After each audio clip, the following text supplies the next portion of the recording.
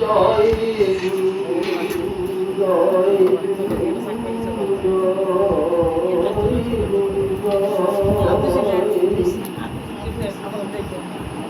ওম গুরুবে গৌরচন্দ্রায় রাধিকায় তদালয়ে কৃষ্ণায় কৃষ্ণ ভক্তায় তদ্ভক্তায় নমো নমো মন্নাথ শ্রী জগন্নাথ মদ্গুরু শ্রী জগদ্গুরু মদাত্মা সর্বভূতাত্মা তস্मै শ্রী গুরুবে নমঃ। হে কৃষ্ণ করুণা সিন্ধু দীনবন্ধু জগৎপতে গোপেশ গোপিকাকান্ত রাধাকান্ত নমস্তুতে।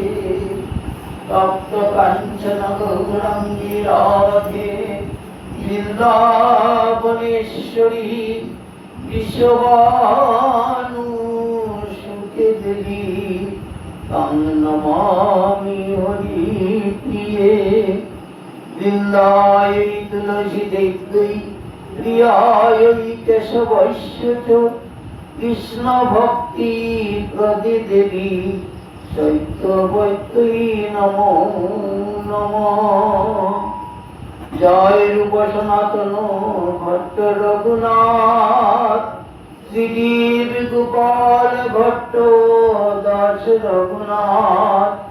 এই ছয় কুশারি করি চরণ বন্দন যা হইতে বিঘ্ন নাশ অভীষ্ট পূরণ। এই ছয় কুশারি যার মই কারু দাস দাসবার পদরেণু মূল পঞ্চগ্রাস। তাদের চরণ সেবী ভক্ত সঙ্গে বাস। জনমে জনমে হোক এই অভিলাষ। কোটি জন্ম করি আশা চরণের ধূলি। দাস করি রাখো মোরে আপনার বলি। জয় তুলসী ঠাকুর বাণী জয় তুলসী ঠাকুর বাণী জয় ঠাকুর বাণী জয় ঠাকুর বাণী জয় ঠাকুর বাণী জয় জয়। প্রেমোন্মাদং সদানন্দং সংকীর্তন পরায়ণং আর্যশীলং বিশ্বশ্রেষ্ঠং বনিনাথ নমাম্যহং। প্রেমানন্দে বাহুতুলে হরি হরি হরি। শ্রী শ্রী ঠাকুর বাণী বৈষ্ণব রায় গুরুদেব শরী। হরে কৃষ্ণ কৃষ্ণ কৃষ্ণ হরে হরে হরে রাম রাম রাম হরে হরে হরে কৃষ্ণ কৃষ্ণ কৃষ্ণ হরে হরে হরে রাম রাম রাম হরে হরে হরে কৃষ্ণ কৃষ্ণ কৃষ্ণ হরে হরে হরে রাম রাম রাম হরে হরে। জয় গুরু জয় গুরু। ওম তৎসৎ। ওম নমো ভগবতে বাসুদেবায়। শ্রীমদ্ ভাগবতম শ্রীমদ্ ভাগবতে রচয়িতা শ্রীকৃষ্ণ দ্বৈপায়ন বেদব্যাসে শ্রীচরণে জানাই শত শত কোটি প্রণাম। শ্রীমদ্ ভাগবত প্রথম যিনি কীর্তন করেছিলেন শ্রী সুখদেব গোস্বামী, শ্রীচরণে জানাই শত কোটি প্রণাম। যার উদ্দেশ্য করে প্রথম শ্রীমদ্ ভাগবত কীর্তিত হয় পরম ভক্ত পরীক্ষিত মহারাজের শ্রীচরণে জানাই অসংখ্য প্রণাম। শ্রীমদ্ ভাগবতের যত বক্তা শ্রোতা ছিলেন হবেন আছেন সবার শ্রীচরণে জানাই অসংখ্য প্রণাম। শ্রীমদ্ ভাগবতম নিগম কল্পতরু গলিত ফলম সুখ মুখাদ অমৃত দ্রব সংযুতম পিবত ভাগবত রসমালম মুহু রুহু রসিকা ভুবি ভাব। আজ একাদশী তিথি, অপরা একাদশী তিথি। প্রতি একাদশী তিথিতে ভাগবত কথা রসাস্বাদন করা হয় এই রাধা গোপীনাথের সামনে। আজ আমরা সেই ভাগবত রস আস্বাদন করব। পিবত ভাগবত রসমাল, ভাগবত রসকে পান করব, সেই অমৃত রসকে। এক অমৃত যেটি পান করলে বা পান করার ফলে দেবতারা অমর হয়েছে, আর এই ভাগবত রসামৃত রস যে অমৃত, সেটি পান করলে সেই শুধু আয়ু বৃদ্ধি হয় না, এটি চির যতদিন জগৎ আছে ততদিনই তিনি অমর হয়ে থাকেন। ভক্তদের সাথে সাথে ভক্তদের বদনে, ভক্তদের চিন্তায়, আর ভক্তদের চিন্তায় থাকেন বলে ভক্তরা আর সেই রস নিজে আস্বাদন করেন, অপরকে আস্বাদন করান। আর তাতে শ্রী গোবিন্দ শ্রীকৃষ্ণ যিনি ভাগবত, শ্রীকৃষ্ণ পরিবর্তিত রূপ শ্রীমদ্ ভাগবত। তাই ভগবান তার লীলা কথা, ভক্ত সঙ্গে তার একাত্মতার কথা, ভক্তি শাস্ত্রের কথা, সেটি তিনি শুনে আনন্দ লাভ করেন। তাই ভগবান ভক্ত মুখে তার কথা, কৃষ্ণ কথা, ভাগবত কথা শ্রবণ করতে যেমন আনন্দ পান, তেমনি ভক্তরা সেই রস আস্বাদন করে, সেই রস পান করে অমর হয়ে যান জগতে, ভক্তদের কাছে, জগতের কাছে, এবং আনন্দ, পরমানন্দ লাভ করেন। আমরা আজকে এই ভাগবত রস যার মুখনিষ্ঠিত বাণী থেকে আস্বাদন করব। আমাদের সামনে আজ ব্যাস আসনে উপবিষ্ট আপনাদের সবার সামনে যে কন্যাটি আছেন তার সম্পর্কে একটু বলতে হয়। ভাগবত ব্যাস আসনে বসার মতো যোগ্যতা অর্জন করতে হয়, এই ভাব থাকতে হয়, তার সবটাই যে তার মধ্যে আছে সে সম্পর্কে একটু যদি আমরা না জানি না শুনি তাহলে ভক্তি প্রগাঢ় হবে না। এই কন্যারত্নটি প্রসাদ গ্রহণ করেন। আজকে থেকে নয়, বেশ বহুদিন যাবৎ ছোট সময় থেকে প্রসাদ বুঝি যাকে বলা হয়, প্রসাদ ছাড়া গ্রহণ করে না। এই সেটি ব্যতিক্রম, হাজারের মধ্যে না, লক্ষের মধ্যে হয়তো একজন এইভাবে পাওয়া যায়। তাই সেটি ভগবত কৃপা বা পূর্ব জন্মের স্বীকৃতির ফলেই তা হয়, যাতে সহজাত প্রবৃত্তি হয়। এই সহজাত প্রবৃত্তি অনুসারে জাগতিক জগতে সবার কাছে যেটি অতি প্রিয়, যেটি না হলে চলে না, সেটি তার কাছে ভালো লাগে না, তিনি সেটি চান না। তিনি চান গোবিন্দের প্রসাদ গ্রহণ করা। তাই সেটি সহজ কথা নয়। এই কন্যারত্নটি প্রসাদ বুঝি, শুধু প্রসাদ বুঝি তাই নয়, কৃষ্ণ অনুরাগে অনুরাগিত।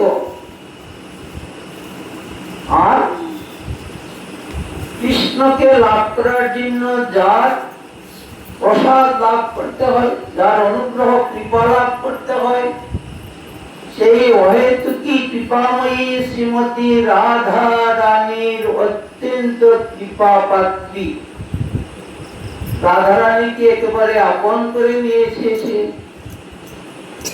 তাই রাধা রানীর কৃপায় সর্বগুণে গুণান্বিতা,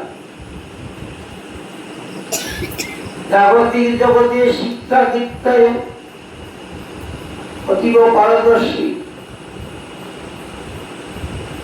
এই শাহজালাল ইউনিভার্সিটিতে অনার্স থার্ড ইয়ারের ছাত্রী এবং ভালো ফলাফল করেই এগিয়েছে।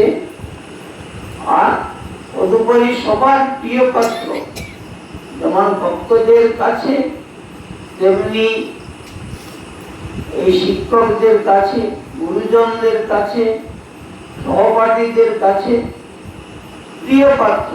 কারণ ভগবান যাকে ভালোবাসেন, কৃপা করেন, তিনি সবার প্রিয় পাত্র হন।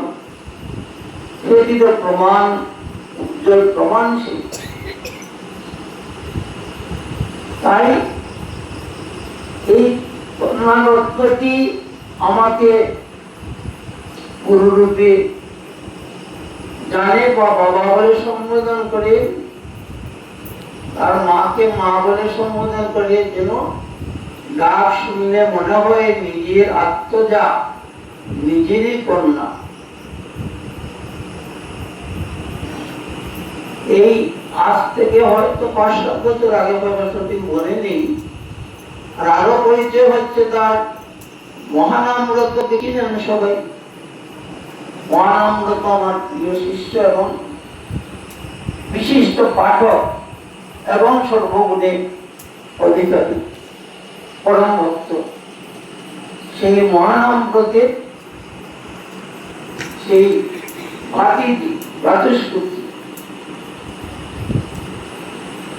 5-7 বছর হয় একদিন মহানামব্রতের সাথে এসেছিল, সম্ভবত রাস পূর্ণিমায়। পরের দিন মহানামব্রত বললো, তখন ধরে ছোট, বললো আমাকে বাবা গোসাই, ওই তার নাম হচ্ছে অনামিকা চক্রবর্তী, আর ঝিলি যাবে আমরা সবাই ঝিলি তো এইভাবে এইভাবে, তখন আমি সেটা জানি না, বললে এইভাবে সে তো প্রসাদ পায় এবং ঠাকুর সেবা করার তার মনোবাসনা খুব বেশি। তাই যদি একটু তাকে একটু নাম দিয়ে দেন তাহলে বড় ভালো। আমি তাকে দেখেই তো একটি সাধারণ বলছেন, ভক্ত দেখলে, বৈষ্ণব দেখলেই মনে একটি আলোড়ন হয়, শ্রদ্ধা করার মনে হয়, ভক্তি করার মনে হয়, আপন করে নেওয়ার মনে হয়। আমি বললাম তা তো উত্তম হবে, তবে তবে সম্পূর্ণ দীক্ষা তো আমি দিতে পারবো না, কারণ তার তো ভবিষ্যৎ আছে, কিভাবে কি না হয়। তাই শুধু হরিনাম দিব, আর সেই পথ দেখিয়ে দেব, কৃষ্ণ মন্ত্র প্রবাস একটু পথ ধরিয়ে দিব। এইভাবে রাধা গোবিন্দের সামনে, রাধা গোবিন্দের ঘরের ভিতরেই ওইটি হলো, ওই নাম দিলাম, সে ভক্তি সব গ্রহণ করলো, আর মন্ত্রের সামান্য কিছু পথ ধরিয়ে দিলাম, কৃষ্ণকে জানিয়ে দিলাম, এটুকুই। এরপরে তো অনেকদিন চলে গিয়েছে। এইভাবে কিন্তু সে নয় শুধু, আমি বহুজনকে দিয়েছি, ওই কুমারী অনেকেই নিয়েছি, কিন্তু সবাই তো একরকম নয়। হয়তো কোথায় তার বিয়ে হয়েছে, হয়েছে বা কেউ আছে, যোগাযোগ নেই, কিন্তু সেটি সে ভুলে নাই। তারপরে হয়তো গোপীনাথের কৃপায় তার যে ভিতরে যে অনুপ্রেরণা ছিল সেটি আরো বৃদ্ধি পায়। সে সাধু সঙ্গ লাভ করে, কৃপা লাভ করে, তারপরে সে বৃন্দাবন যায়, রাধা কুণ্ডে যায়, অন্য জায়গায় যায়, ভক্তরঙ্গে রাধা কুণ্ডে বাস করে কিছুদিন, এবং সেখানে সে পরম সদ্গুরু পায়। সেই সদ্গুরুর কাছে সে আশ্রিত হয়, দীক্ষা গ্রহণ করে। রাধা কুণ্ডে মহারাজ গ্রহণ করে, সে থেকে তার রাধারানীর প্রতি আরো প্রগাঢ় ভক্তি ভাব জন্মায়, উত্তর উত্তর বৃদ্ধি পায়। এইভাবে তার ভক্তি জগতে প্রবেশ করা এবং উত্তর উত্তর ভক্তি ভক্তির অধিকারী হয়। এরপরেই তো আমার সাথে যোগাযোগ ছিল, ফোনে টোনে হয়েছে, বারবার এসেছে, কিন্তু এইবার যখন আমরা গিয়েছিলাম ওই মহানম্রতের কন্যার অন্নপ্রাশনে, তখন তাকে জানবার বুঝবার বেশি সুযোগ হয়।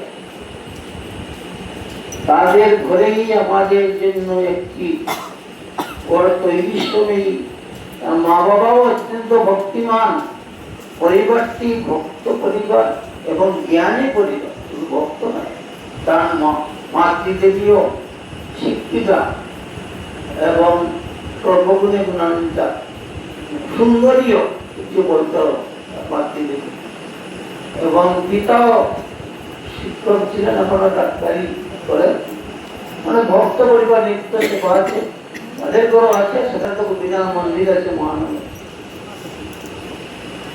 তাই সেই পরিবারে এবার যখন গেলাম, তখন তার সেবা করান দেখলাম, তার ভক্তি ভাব দেখলাম, কিভাবে সে আমাদেরকে একেবারে আপনজনের মধ্যে সেবা। আমার তো এখন সেবার ভিতর হাঁটতে পারি না, যেতে পারি না, এই ধরতে হয়, এই সে ধরে ধরে আমাকে নিত আনত, এই করতো, পবিত্র সেবায় সেবা করার পরে এবার পুরাপুরি তাকে চিনতে পারলাম যে এটি সামান্য কন্যা নয়, সে একটি কন্যা রত্ন, রাধারানীর কৃপা পাত্রী। তাই এই জগতে যা কিছু হচ্ছে ভগবত ইচ্ছা দ্বারা কিছু না।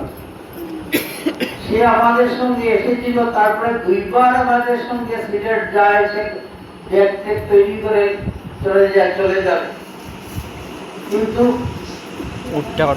আকর্ষণ গোপীনাথের সূচনা হয়েছিল, তাই গোপীনাথ আকর্ষণ করে দুইবারই নিয়ে আসেন, ওই ব্যক্তিকে নিয়ে আবার নিয়ে আসেন। এই নানা কারণ যদি সৃষ্টি গোবিন্দই করেন, তার মা গোস্বামী অসুস্থ, তাকে দেখাশোনা করার জন্য পরেরবার আসে, কিন্তু মূল উদ্দেশ্য গোপীনাথই নিয়ে আসেন। এসেছে উদ্দেশ্য গোপীনাথের হয়তো ছিল যে সে আমার অঙ্গনে, আমার সামনে সে ভাগবত কথা আমাকে শোনাবে। মূলত এই কারণেই সে এসেছে, দুইবার যে দুইবার আসার কথা নয়। তারপরে তার পরীক্ষা টরীক্ষা সব শেষ হয়ে গিয়েছে, যেগুলো থাকতো তাও আসতো না, এসেছে। তাই আজ আমার হঠাৎ মনে হলো ওই অনুপ্রেরণা গোবিন্দ ছাড়া কেউ দেন না। হঠাৎ কোনো মনে হলো না তাকে দিয়ে ভাগবত আলোচনা করা ওই গোপীনাথ ইচ্ছায় ওই আজকে যে আপনাদের সামনে ব্যাস আসলে উপবিষ্ট হয়েছে, আপনারা ভাগবত রস আস্বাদন করবেন। আজ রাধা গোপীনাথের কাছে তার জন্য প্রার্থনা করবেন যেন তার সর্বাঙ্গীন মঙ্গল হয়, প্রেমভক্তি লাভ হয়, জাগতিক মঙ্গল হয় এবং গোবিন্দ ভজনে, কৃষ্ণ ভজনে রাধারানী কৃপায় যেন বৃদ্ধি পায়, সে আলোকিত উদ্ভাসিত হয়। আমরা সবাই তার জন্য প্রার্থনা করি। এখন সে তার মনোমত করে আলোচনা করবো, সেটি আমরা আস্বাদন করার চেষ্টা করব। জয় গোপীনাথ, জয় রাধা।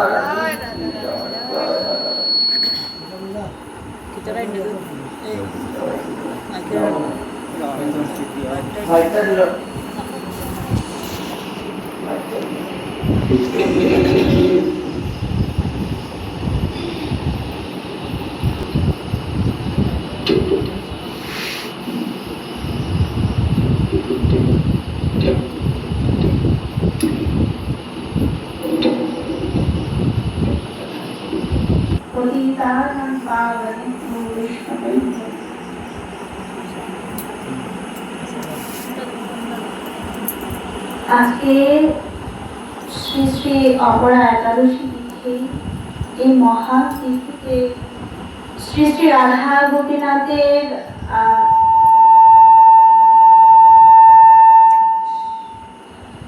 শ্রী শ্রী রাধা গোপীনাথের অকুণ্ঠ ইচ্ছা আর শ্রী গুরু মহারাজের আজ্ঞাতে আজকে আপনাদের সামনে এই অযোগ্য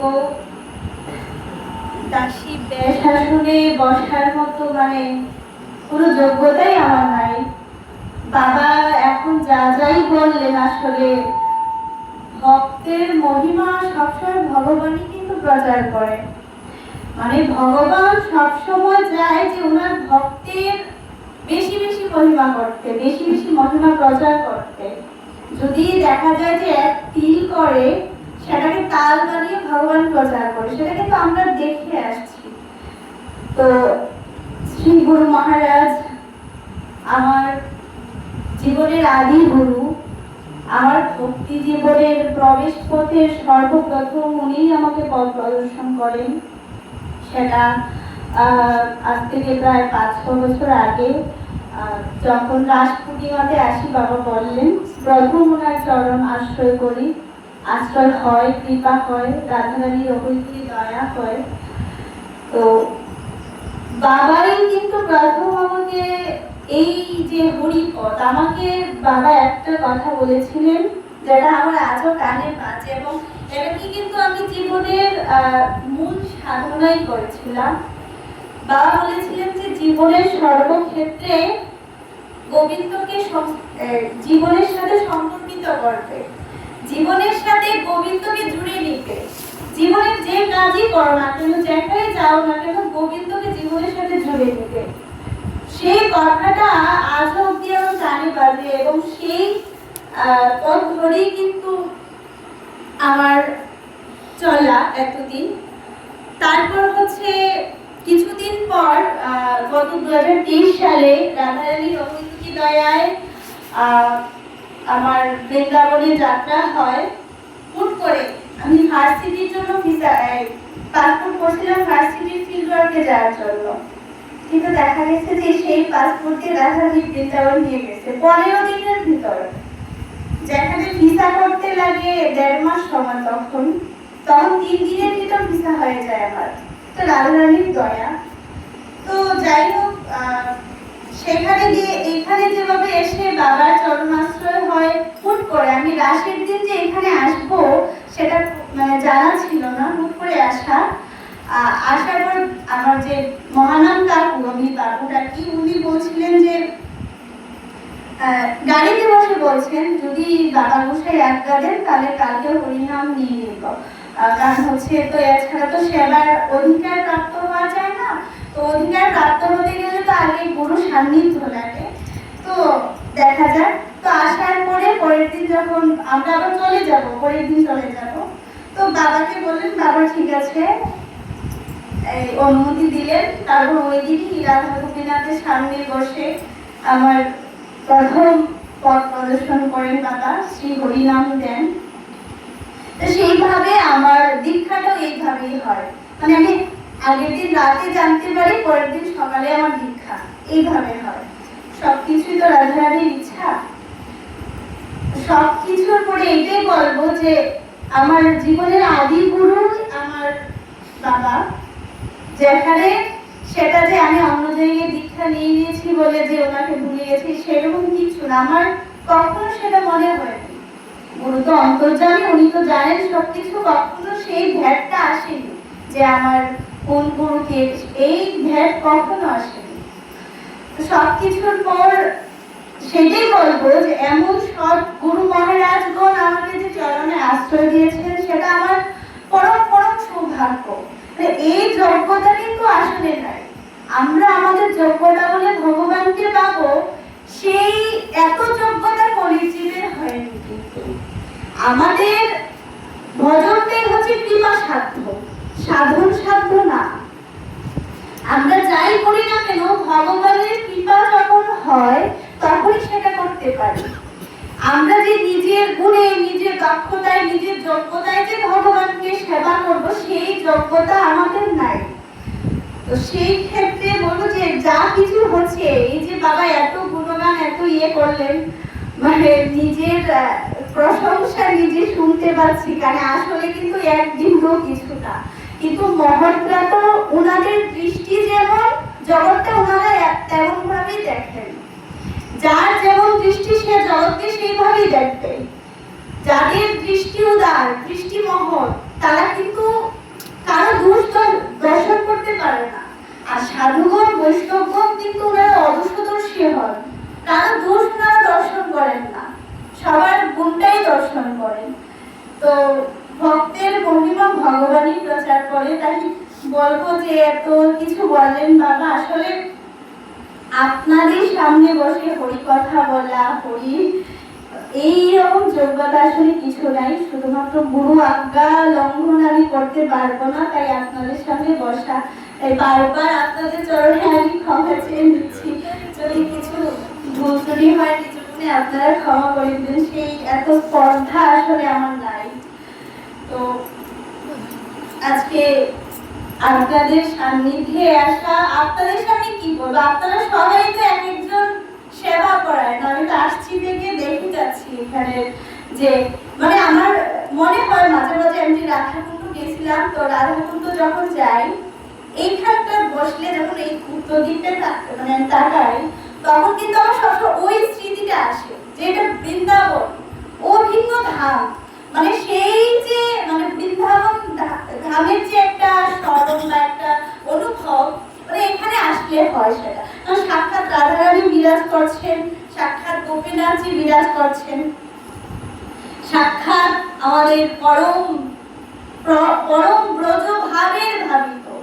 মানে আসলে এমন সদ্গুরু পাওয়া না সৌভাগ্যের ব্যাপার, কম, খুব কম। মানে শুদ্ধ ভাব এই জগতে খুব কম আছে। তো ব্রজ ভাবের ভাবিত, এই যে কেন আজকে বাবা বলেন দুবার আমি সিলেট চলে গেছি, আমার চলে আসতে হয়েছে।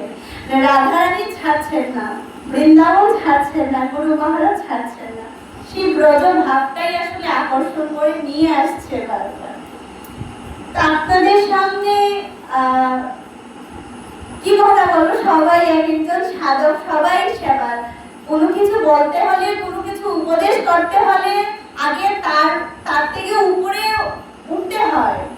আমি যদি আপনাদেরকে উপদেশ করি, তাহলে আপনাদের উপর উঠতে হয় আমাকে, কিন্তু সেই উপরে ওঠার যোগ্যতা তো আমার নাই। সবাই আমার থেকে সাধারণ উপরে আছেন, সবাই সবার, সবাই ভক্ত, উপদেশ কি করবো আমি।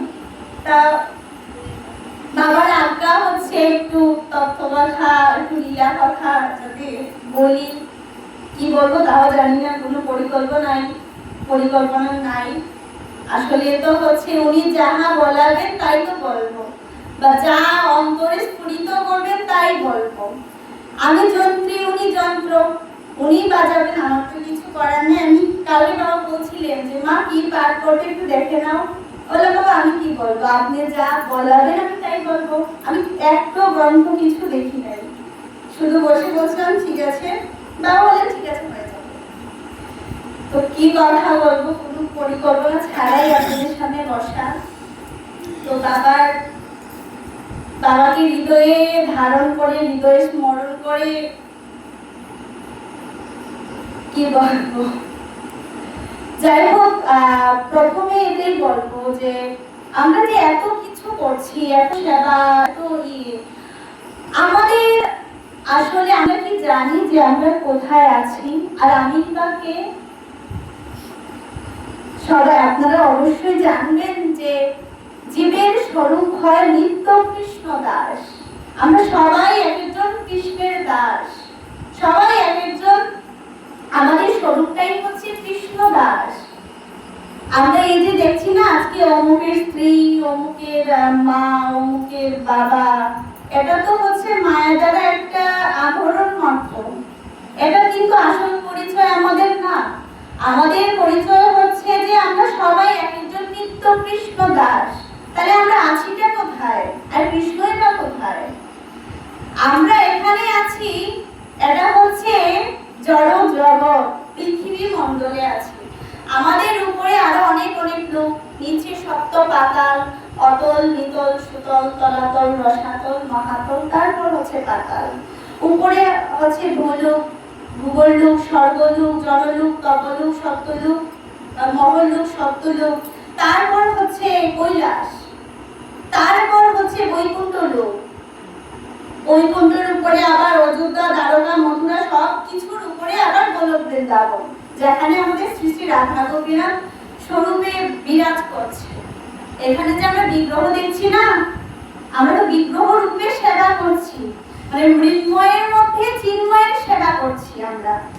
বিগ্রহ নহে তুমি সাক্ষাৎ ব্রজেন্দ্র নন্দন, উনি কিন্তু বিগ্রহ না, উনি সাক্ষাতে বিরাজ করছে। ওনার আসল স্বরূপটা কোথায়? সেটা হচ্ছে গোলক বৃন্দাবনে। তো আমরা যে এখানে গোলকে আছি, মানে পৃথিবীতে আছি, পৃথিবীতে কেন কেন আসছি, আমরা কোথায় যাব? সেটা হচ্ছে জড় জগৎ। এক কথায় শাস্ত্রে যারে বলা হয়েছে যে নিত্য দুঃখালয়ম, পদম পদম যদ বিপদম, পদে পদে বিপদ, নিত্য দুঃখের আলো। এটা বলা যায় এটা কারাগার। আর আমরা সবাই এক একজন আসামি, আসামি হয়ে আছে এখানে। কি করছি? আসামি হয়ে আমরা প্রত্যেকদিন, প্রত্যেকটা মুহূর্তে আমরা ত্রিতাপ জ্বালায় দগ্ধ হচ্ছি। ত্রিতাপ জ্বালায় আমরা প্রত্যেকদিন মায়া দ্বারা জেলাকাঠির বাড়ি খাই, কিন্তু আমরা বুঝতে পারি না এটা যে আমাদেরকে মায়া ভোগাচ্ছে। বা যে এই সংসারের এই সার কথা যে জেনে যাবে, এই সংসারের প্রতি তার কোনো আকৃষ্টতা থাকে না, আকর্ষণ থাকে না।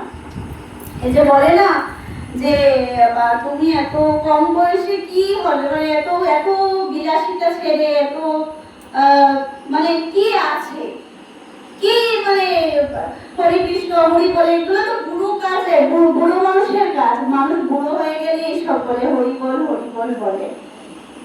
কিন্তু কথা হচ্ছে যে আমরা এটাই জানি না। আমরা কি হয়, জন্মের পর একটা বাচ্চা, একটা শিশু যখন জন্ম নেয়, মা বাবা লালন পালন করে, করার পরে কিছুদিন পর তোমার কি করণীয়? না, পড়াশোনা করতে হবে, বাচ্চাদেরকে পড়াশোনা করতে হবে। বেশ ভালো কথা। পড়াশোনা করার পর খুব ভালো স্কুলে পড়াশোনা, খুব একেবারে আচ্ছা, এসএসসি তে কি পেলে? এ প্লাস পাওনি? ও মা, তাহলে তো তোমার রেজাল্ট কিছুই হয়নি। গেল, এ প্লাস পেলো। তারপরে কি কোন একটা ভালো ভার্সিটিতে ভর্তি হতে পারোনি, বা ডাক্তার হতে পারোনি, বা ইঞ্জিনিয়ার হতে পারোনি। গেল, খুব ভালো একটা ইউনিভার্সিটিতে ভর্তি হলো। ও আচ্ছা, রেজাল্ট কেমন? না, গোল্ডেন ছাড়া হবে না, আমাদের আবার সিজিপিএ 4 হতে হয় ভার্সিটিতে। সিজিপিএ 4 ছাড়া কিছু হয় না। সিজিপিএ 4 এখানে গোল্ড মেডেল পেয়ে আচ্ছা পড়াশোনা তো চাকরি পাওনি? যে না, আরে বাবা, চাকরি হলো না তাহলে কি করবা? কি এত পড়াশোনা করে লাভটা কি হলো? চাকরি যদি না পেলে? আচ্ছা ঠিক আছে, খুব ভালো বেতনের একটা চাকরি হলো।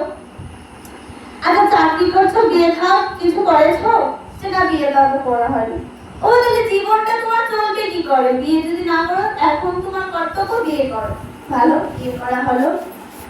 আচ্ছা বিয়ে করা হলো তাহলে, আচ্ছা বিয়ে করা হলো, বাচ্চা কাচ্চা কিছু হলো? যে না।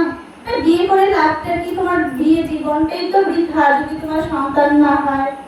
ঠিক আছে, ভালো সন্তান। ওইদিকে আমার আসল করণীয় কি?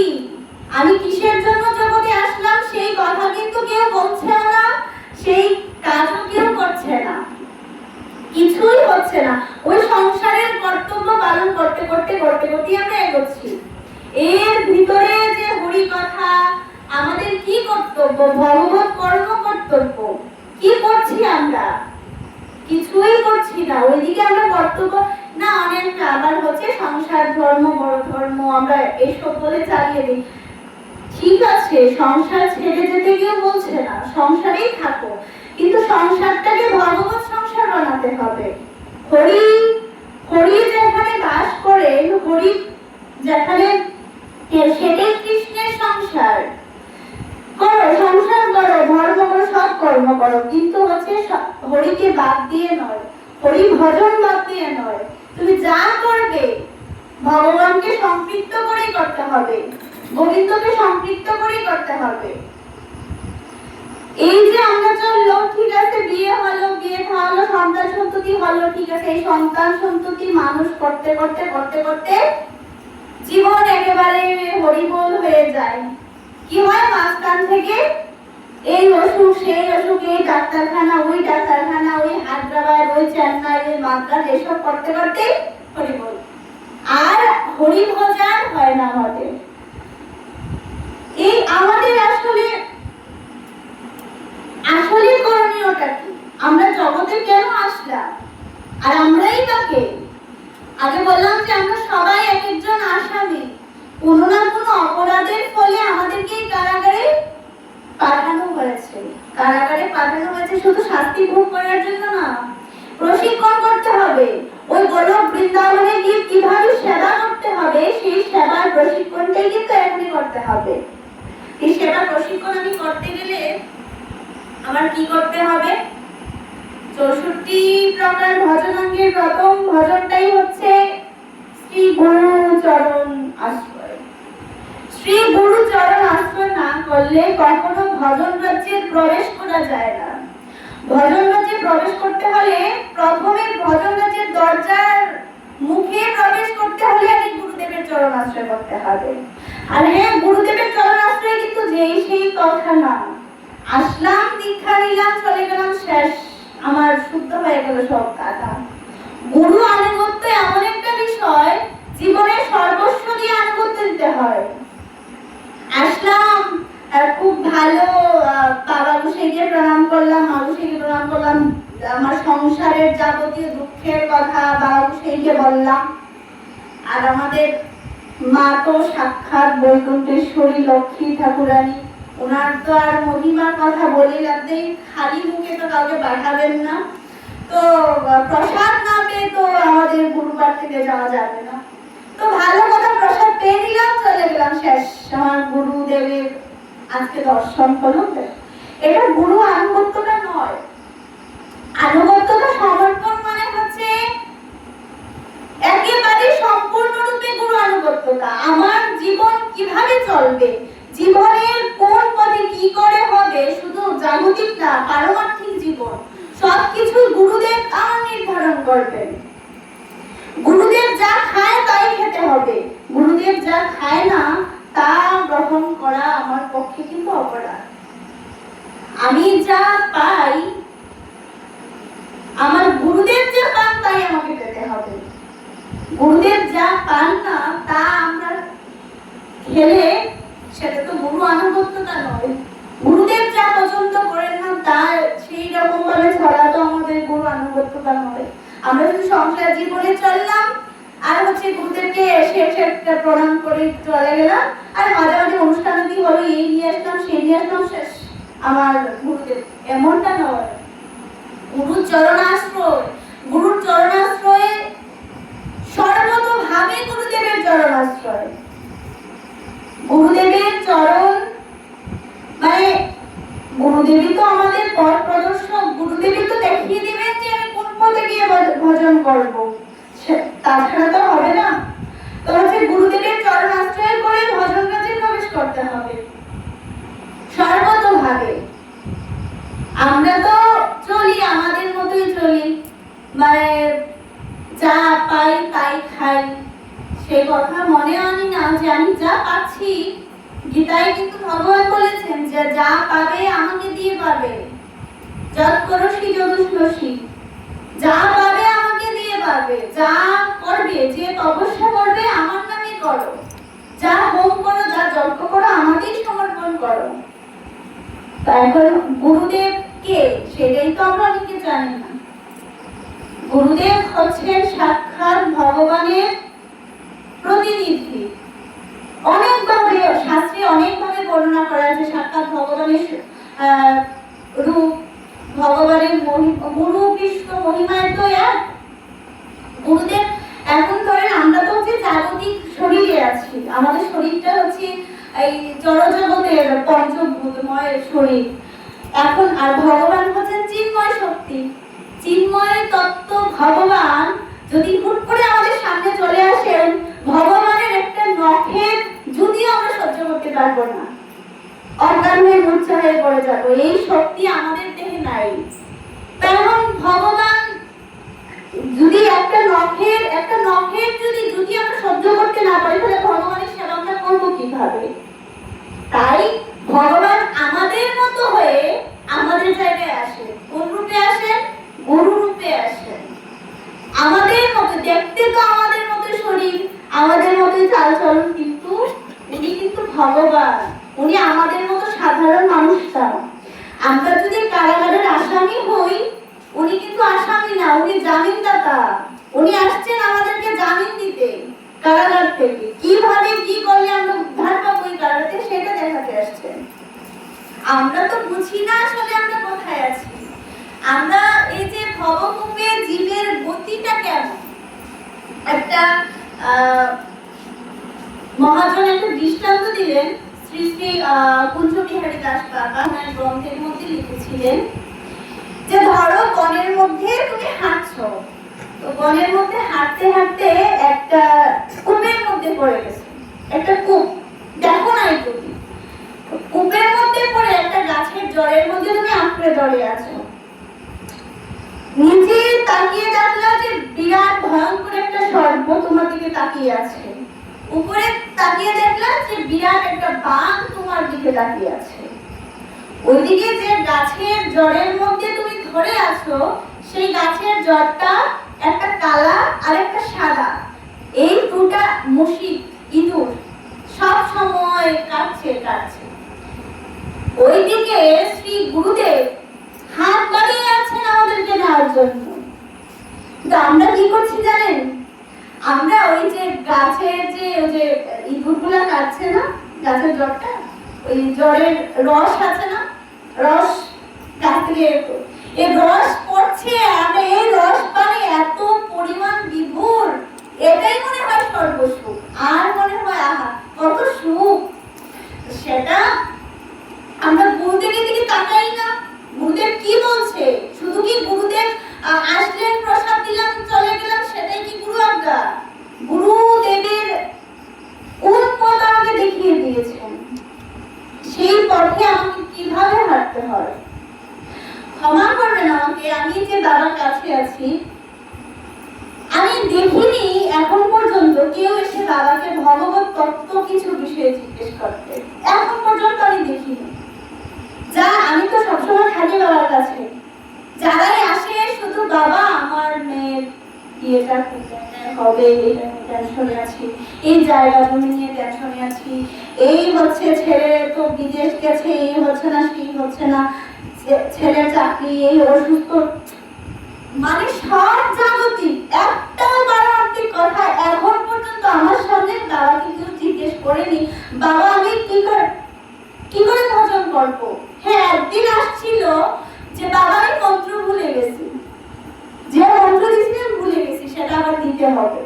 সেই একটা প্রশ্ন পেয়েছি। তো হচ্ছে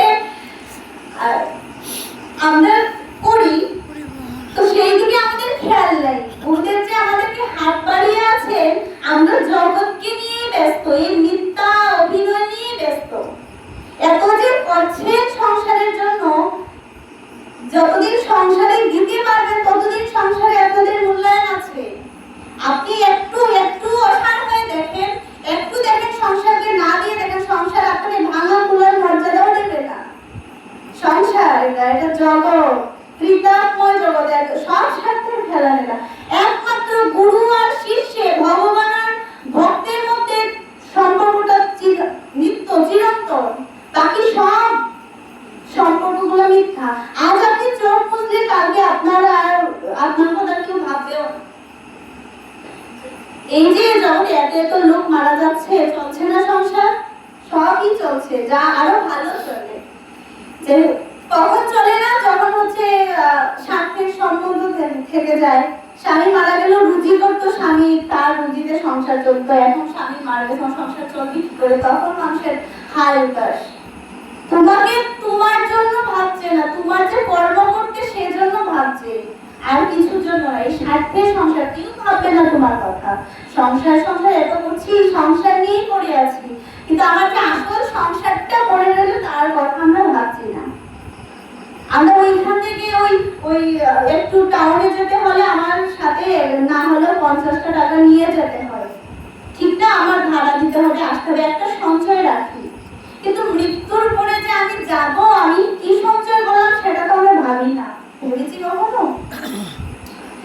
তো গুরুদেব হাত বাড়িয়ে আছেন এই কূপের মধ্যে, আমরা আমাদের ভ্রূক্ষেপ নেই সেখানে।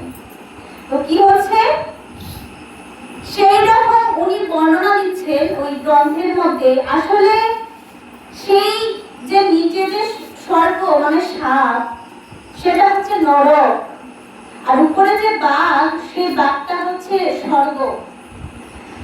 আর আমরা যে গাছের জড়ের মধ্যে আঁকড়ে ধরে আছি, সেই গাছটা হচ্ছে আমাদের আয়ু, আমাদের জীবন। আর একটা কালো আর একটা সাদা ইঁদুর, একটা কালো এটা হচ্ছে রাত্রি, আর সাদা হচ্ছে দিন। দিন যায় রাত্রি যায়, আমাদের কাল কি করে? ইঁদুরটা কি করছে? আমাদের আয়ু ক্ষয় করছে না? আয়ুটা তো হচ্ছে দিন যায় রাত যায়, আয়ু ক্ষয় হয়। আর ওইদিকে আমরা সংসারের রস পানে মত্ত, কি করব কি না করব, কি জন্য এসেছিলাম কোনো ভাবনা নেই। ওই সংসারে কর্তব্য করতে করতে আমরা হইতে হবে। সেদিকে যে শ্রী গুরু মহারাজ আমাদেরকে পথ দেখানোর জন্য, আমাদের জন্য হাত বাড়িয়ে আছেন, সেই খেয়াল আমাদের নাই। তা আসলে আমাদের করতেটা হবে কি? আপনারা সবই জানেন, আপনাদের সামনে বলা আমার বাহুল্যতা মাত্র, কিন্তু কথার খাতিরে বলতে হয়। আমাদের করতে হবে কি? যে সর্ব ইন্দ্রিয় দ্বারা আমাদের কৃষ্ণ সেবা করতে হবে। কৃষ্ণ সুখৈক তাৎপর্যময়ী সেবা। সর্বেন্দ্রিয় দ্বারা আমাদের ইন্দ্রিয় কটা? আমাদের জ্ঞান ইন্দ্রিয় হচ্ছে 5টা, কর্মেন্দ্রিয় 5টা, আর সর্বোপরি একাদশ ইন্দ্রিয় হচ্ছে মন, একাদশ ইন্দ্রিয়। তো আমাদের চক্ষু, কর্ণ, নাসিকা, তারপর হচ্ছে জিহ্বা, ত্বক, হস্ত, পদ, বাক্য, বায়ু, হস্ত, আর হচ্ছে মন। সর্বে ইন্দ্রিয় দ্বারা ভগবত সেবা, এটা চৈতন্য চরিতামৃত মহাপ্রভু বলে দিয়েছেন যে সর্ব ইন্দ্রিয় দ্বারা ভগবানের সেবা করো। তো ভগবানের সেবা করবো কিভাবে? যে চক্ষু দ্বারা কি সেবা করবো?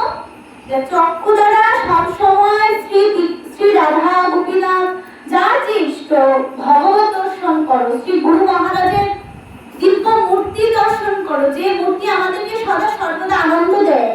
এটা তো শুধু মনুষ্য দেহ না, সেটা আনন্দময়, আনন্দময়ের রূপ। এটা ভগবত বিগ্রহ, শ্রী গুরু বিগ্রহ সদা সর্বদা আমাদেরকে আনন্দ দেয়।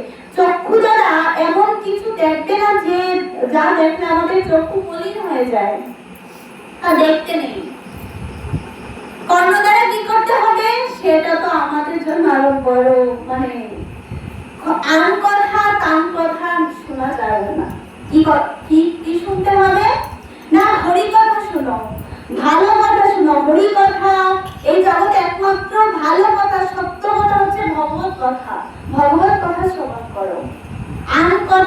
কথা বলা যাবে না। কিন্তু আমাদের কি বলেন তো মা, যে আমরা যদি দুজন মা বা তিনজন মা এক জায়গায় হই, তাহলে তো মহাভারত রামায়ণ সব এই জায়গায় পাঠ হয়ে যায়। এই বাড়ির কি করলো, ওই বাড়ির কি করলো, এই মানে এই সবই চলতে থাকে। হরিকথা কৃষ্ণ কথা কজন বলি, হরিকথা কৃষ্ণ কথা, এই যে একটা আছে মহারাজ মহাজনের একটা বাণী, হে মন কি লাগি আইলি ভবে, এমনও জন্মে হরিনা ভজিলি সে তুই মানুষ কবে, মানুষ আকার হইলে কি হয় করহ ভূতের কাম, নহিলে বদনে কেন না বলহ শ্রীকৃষ্ণ গোবিন্দ নাম, পাখিরে যে নাম লইলে লয় সুখ সারি আদি কত, কিন্তু তুমি ইহাতে আলস্য করহ সে হয়ে কেমন মতো, দিবস রজনী আবুল তাবুল পাচাল পারিতে পারো, তাহার মধ্যে কখনো কেন কি গোবিন্দ বলিতে নারো, দিন রাত আমার কত কথা যে বলি, সকাল থেকে রাত অব্দি আমরা হিসাব আছে কথা বলার, কত কথা বলি, তার মধ্যে হরি কথা কটা, হরি সম্বন্ধীয় সেবা, সেবা সম্বন্ধীয় কথা কটা বলি, সেবার জন্য কটা কথা বলি, হরি কথা কটা বলি, এই অমুক তমুক এই সেই যত বেশি কথা বলি আমাদের আয়ু কিন্তু তত কমে, মানে কাজ কথা বলে কিন্তু আয়ু ক্ষয় হয়, আমাদের শক্তি, আমাদের যে ব্রহ্ম শক্তিটা আছে সেটা কিন্তু ক্ষয় হয়ে যায় এইসব আজারি বাজারি কথা বললে। তো হচ্ছে আমাদের সবসময় যে বললেন, কি বললেন যে পাখিরে যে নাম লইলে লয়, সুখসারী পাখিদেরকে বললেন কৃষ্ণ কৃষ্ণ বল, কৃষ্ণ কৃষ্ণই বলবে, কিন্তু আমরা মানুষকে এত করে বলো কৃষ্ণ কৃষ্ণ বলো, আসে না। যহে গো ইন্দ্রিয় গণ দেহে বল সে রিপুগণ, কেহ কারো বাধ্য নাহি হয়, শুনিলে না শুনে গান, জানিলে না জানে প্রাণ, দরাইতে না পারে নিশ্চয়। যতই সাধু গুরু যতই বলুন যে হরি কথা বলো কৃষ্ণ কথা বলো, আমার ছয় ইন্দ্রিয় ছয় দিকে চলাফেরা করে ষড়রিপু, শুনি না, এই যে এত শুনি সাধু মুখে শুনি যে কৃষ্ণ কথা বল, হরি কথা বল, হরি ছাড়া অন্য কোনো কথা বলিস না, শুনি বলি জীব তো আমরা জ্ঞান পাবি, জানি সব জানি যে আমার হরি ছাড়া আর কিছু নাই, সংসার মিথ্যা সব জানি কিন্তু করি না, জ্ঞান পাবি আমরা, হরি জীব তো জ্ঞান, আমরা সব জ্ঞান আছে কিন্তু শুনি না, হরি কথা বলি না, সাধু শাস্ত্র বৈষ্ণবের গুরুদেবের বাক্য আমরা পালন করি না, শুধু এইসবই করতে থাকি। তো কি করি, এই কর্ণ দ্বারা কি শ্রবণ করতে হবে, আমাদের হরি কথা শ্রবণ করতে হবে, ভগবত কথা শ্রবণ করতে হবে। তারপর হচ্ছে জিহ্বা, জিহ্বার কথা বললে তো আমার অনেক বড় কথা হয়ে যাবে। জিহ্বা দ্বারা সবসময় ভগবানের প্রসাদ আস্বাদন করতে হয়, ভগবানের বক্ষ,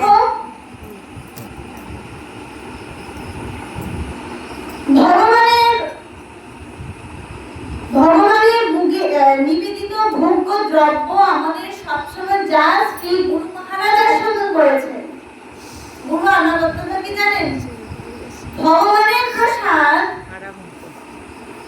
সরাসরি আমরা পেতে পারি না, সেই প্রসাদ শ্রী গুরুদেব যখন পাবেন সেই অধরামৃতটাই কিন্তু আমরা পাই। এছাড়া যতই আমাদের ভগবান সেই প্রসাদটা পাক, সেই প্রসাদ যতক্ষণ আমাদের গুরুদেব না পাচ্ছে সেই প্রসাদ আমরা নিতে পারি না, সেটা হচ্ছে গুরু আনুগত্যতা।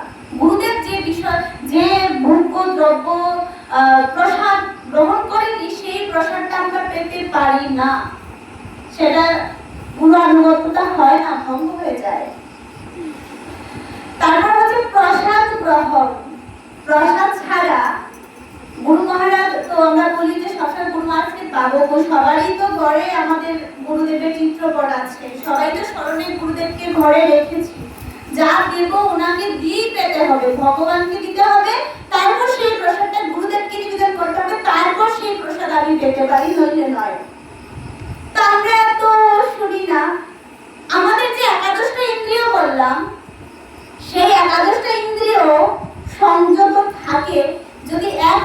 আমাদের জিহ্বাটা সংযত করতে পারি। আর যতই আমরা যদি জিহ্বা সংযত না হয়, আর যদি বাকি সবগুলো ইন্দ্রিয়কে আমরা ভগবত সেবায় লাগিয়ে জিহ্বা, একমাত্র জীব যদি আমাদের চঞ্চল থাকে, অসতী জিহ্বা যতই দিন না কেন সেটা সন্তুষ্ট হবে না। আপনি ভাবছেন যে এখন পেয়ে নেই, কোনো এক সময় আচ্ছা হবে না।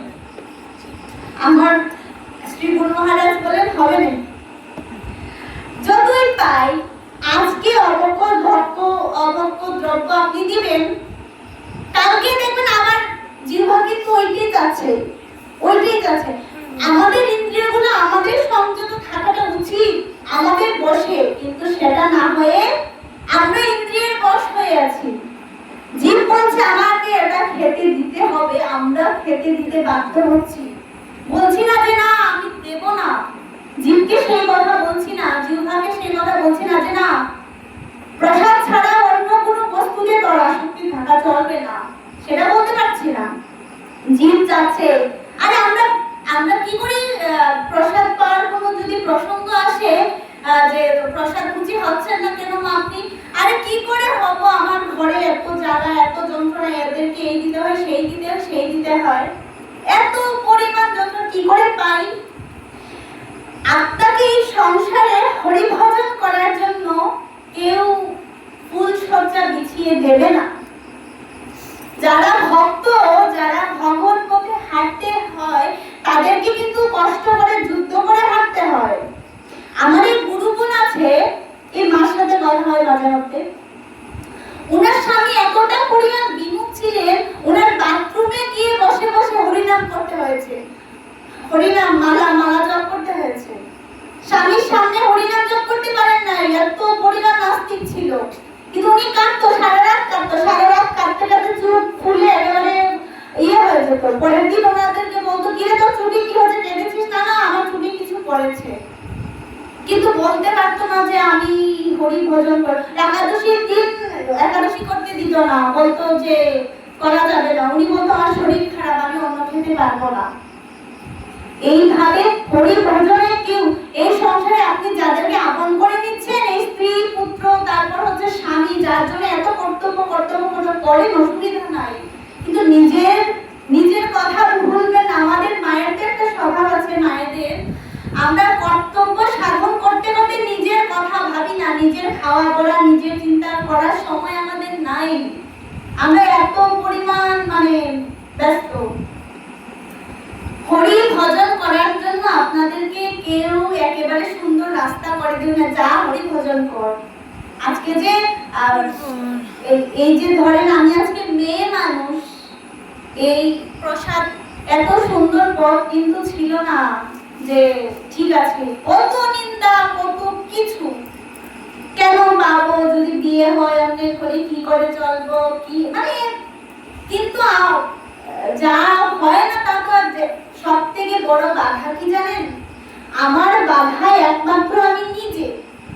এই সংসারে আমার যদি ইচ্ছে থাকে আমি হরি ভজন করব, আমাকে সংসারের আর কোনো কিছু আটকে রাখতে পারবে না। এই যে আমরা বলি অজুহাত, এগুলা এই আমি স্ত্রী, আমার পুত্র খায় না, ছেলেকে দিতে হয়, আমি কি করে পাই? নিজের যদি ইচ্ছে না থাকে নিজেকে জোর করে পাইয়ে দেবে কেউ? আমার ঘরে যখন আমি প্রসাদ প্রথম পাই, সবাই প্রসাদ বুঝি না, আমার জন্য আমার মাও প্রসাদ বুঝি, আমার সাথে সাথে আমাদের জন্য দেখেন আমার মা, এটা প্রশংসা নয়, শিক্ষার জন্য বলছি।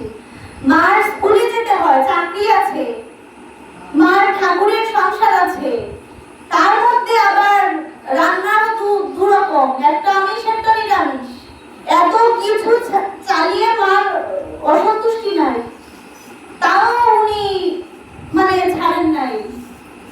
আমি তো বাইরে থাকি, পড়াশোনার জন্য বাইরে থাকি, তো প্রথম যখন মাও আমি বলতাম তোমার এত কষ্ট হয়ে যাচ্ছে, একটাই পাও না, আমিষটাই পাও, পরে পাবেন, যে না হবে না।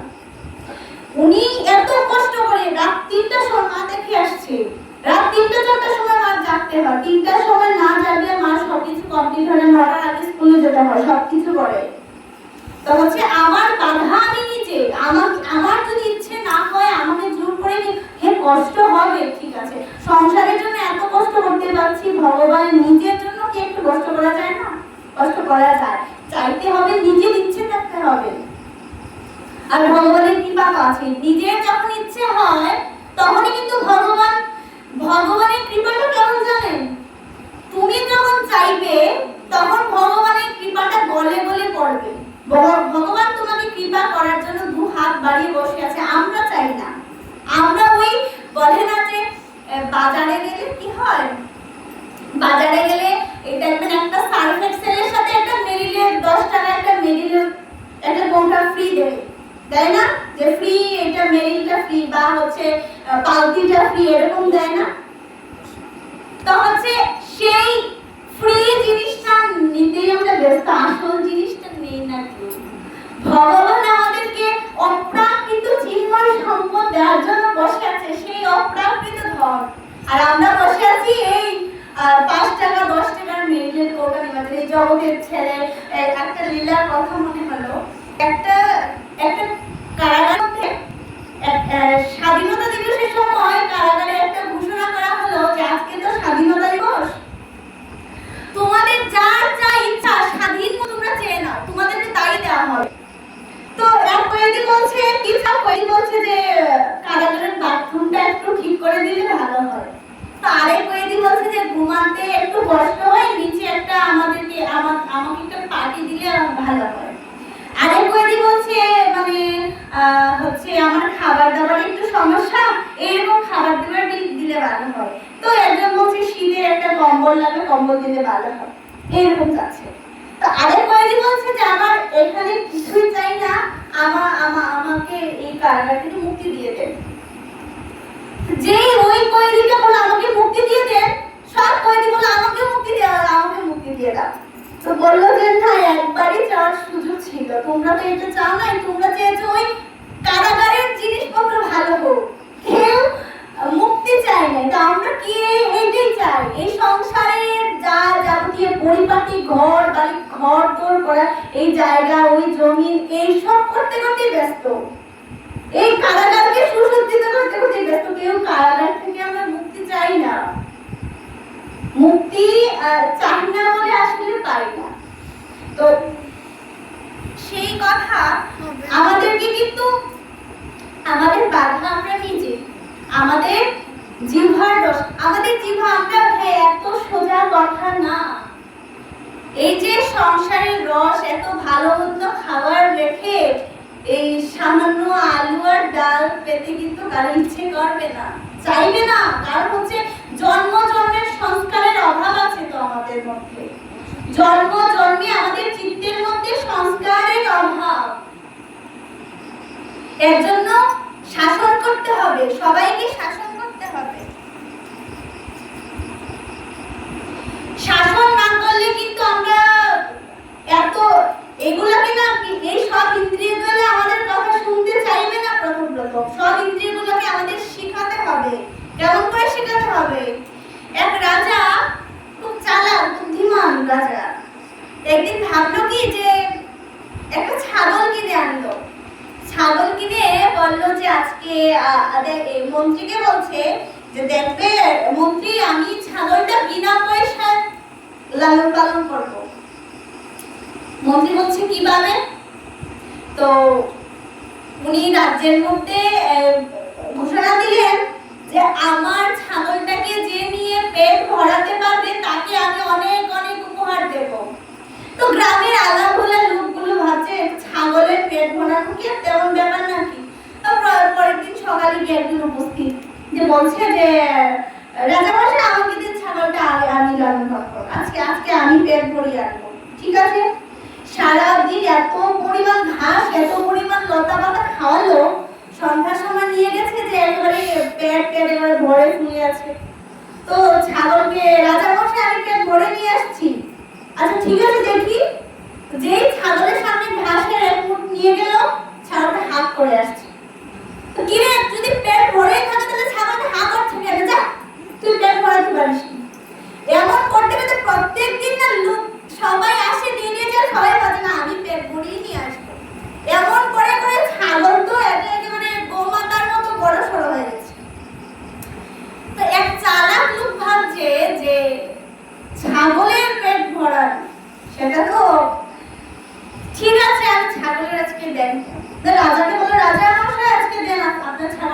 আমি নিয়ে আসি।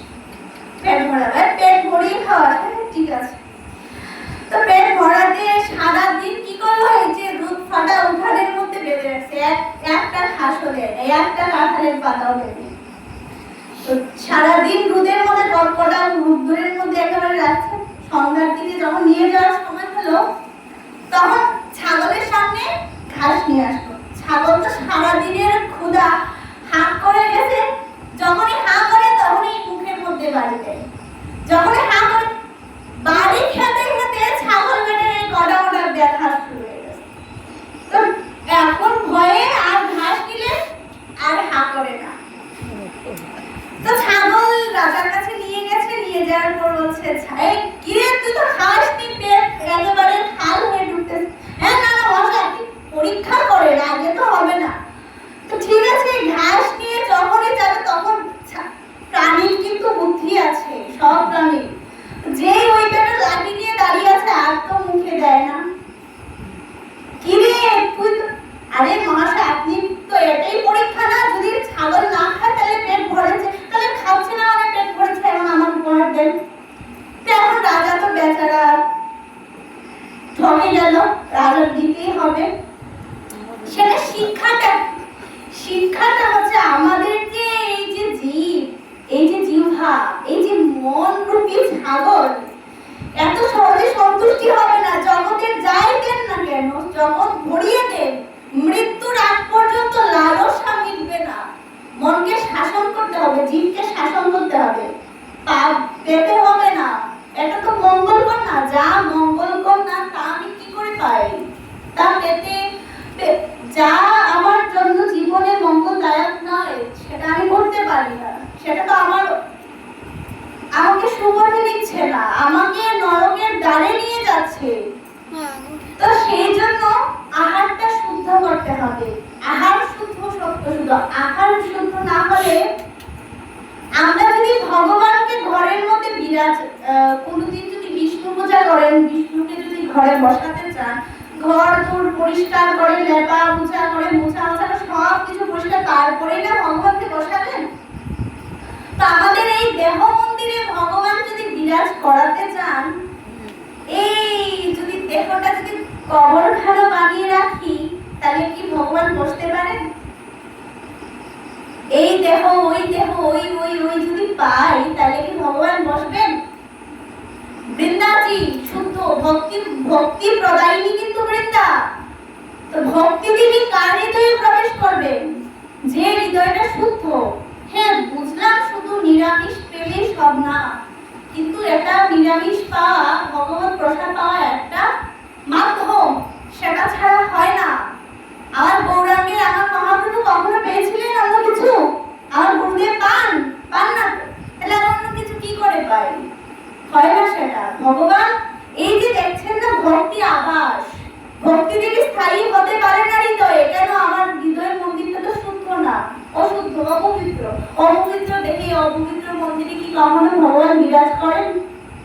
করতে পারেন না। তো সেই ক্ষেত্রে আমাদের আহার শুদ্ধটা করতে হবে। তাহলে দেখবেন ভগবত কৃপা, ভগবত প্রসাদের মাধ্যমে কৃপাগুলো সঞ্চারিত হবে। আচ্ছা, জিহ্বা, তারপরে ত্বক দ্বারা কি ভগবত সেবা কার্য, যখন আমি সংস্পর্শিত হই, ভগবানের দেহ, ভগবানের শ্রী গুরু মহারাজের চরণ স্পর্শ এই ত্বক দ্বারা করলে তখন ত্বকের হয়, এই সার্থকতা হয়। তারপর নাসিকা দ্বারা কি করতে হবে? ভগবানের চরণ পুষ্প, চরণ তুলসী ঘ্রাণ নিতে হবে। তারপর হচ্ছে ভগবানের কি প্রসাদের আঘ্রাণ নিতে হবে। সেইগুলো নাসিকা, আরো অনেক কাজ আছে, ভগবত কর্ম আছে, সেইগুলো করতে হবে। তারপর হচ্ছে হাত পা, যাই বলি না, সর্বেন্দ্রিয়, হাত দ্বারা ভগবানের সেবা, পা দ্বারা হচ্ছে আমার কি করতে হবে? ভগবত ধামে যাত্রা করতে হবে, গুরু ধামে যাত্রা করতে হবে, এই সেবা। সর্বোপরি হচ্ছে আমার মন। এই যে আমরা এত সাধন ভোজন করি, সবকিছু কিন্তু আমাদের মনকে বশীভূত করার জন্য সাধনা, আমার মনকে একাগ্র করার জন্য। ভগবান গীতায় বলেছেন যে মন যদি অর্জুনটা আমরা সবাই বলি একটাই তো প্রশ্ন, আমার মন তো চঞ্চল, মন তো বসতে চায় না, মনের স্বভাবটাই চঞ্চলতা। সব থেকে দ্রুতগামী যান হচ্ছে মন। এইখানে বসে হুট করে লন্ডন চলে গেছে, এত তাড়াতাড়ি কোনো যানবাহন যেতে পারে না, এই মন যেভাবে যায়। তো মনকে যদি স্থির করতে হয়, ভগবানকে এই প্রশ্নটা অর্জুন করেছিলেন মন কিভাবে স্থির হবে, তখন কৃষ্ণ বলেছিলেন অভ্যাস এবং বৈরাগ্যের দ্বারা। হুট করে এত কিছু তাড়াতাড়ি করা যায় না, আর করতে হবেও না। রঘুনাথ দাস হোসেন বা মহাপ্রভু রঘুনাথ দাস হোসেন তাকে বলেছিলেন যে ঘরে যা রঘুনাথ হইও না বাতুল, ক্রমে ক্রমে পায় লুকে ভব সিন্ধু কুল। ক্রমে ক্রমে ধীরে ধীরে যেতে হবে। হুট করে আমি প্রসাদ মুচি হয়ে মালা তিলক ধারী হয়ে বেশ আমার মতো বেশ ধারণ করে ফেললে সবাই তো সাধু বৈষ্ণব বলে আগেই চরণে পড়বে। এই দেশ এই অভিনয় করবেন না আমার মতো। অভিনয় করলে ভগবান সন্তুষ্ট হন না। ভগবান হ্যাঁ ঠিক আছে, ভক্তের বেশ ধারণ করলে একটা লাভ আছে। অভিনয় ভক্তের বেশ ধারণ করতে করতে একদিন ভক্ত হয়ে যাবে যদি ভগবান কৃপা করে। সেই লালসায় ভক্তের বেশ ধারণ করেছি আর কি, যে যদি ভক্ত শাস্তে শাস্তে আপনাদের মতো একদিন যদি ভক্ত হয়ে যায়। তো আমাদের কি করতে হবে যে ভগবান এই সব কিছু দ্বারা ভগবানের সেবা, এই কর্মেন্দ্রিয় বলেন, জ্ঞানেন্দ্রিয় বলেন, মন দ্বারা বলেন, সব কিছু দ্বারা ভগবানের সেবা করতে হবে। অভ্যাস এবং বৈরাগ্য দ্বারা ধীরে ধীরে হবে সবকিছু। এত তাড়াহুড়া করতে হবে না, কিন্তু চেষ্টা করতে হবে।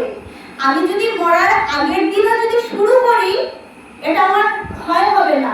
একবারও যদি হরিনাম নেই, সেটা আমার বৃথা যাবে না। তাহলে ভাবতে পারছি যে আমরা এত কিছু করলাম, তাহলে তো সব বৃথা। কোনো কিছু বৃথা না। ভগবানের নামে যদি এক তিলও যদি করেন, সেটা কখনো বৃথা যাবে না। সেই ফলটা আপনার জন্য সঞ্চিত হয়ে থাকবে।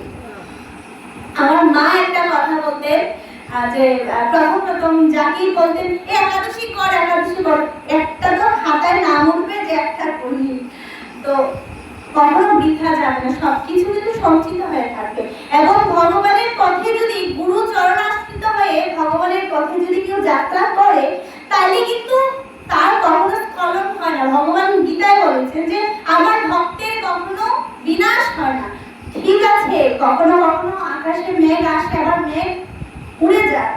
ভক্তেরও স্খলন দেখি আমরা, যে ভগবানের ভক্ত ছিল আবার স্খলিত হয়েছে, কিন্তু তার বিনাশ হবে না। সে আবার কোনো না কোনো সময় কোনো না কোনো জন্য ভগবানের ঠিক পথ ধরে নিবে।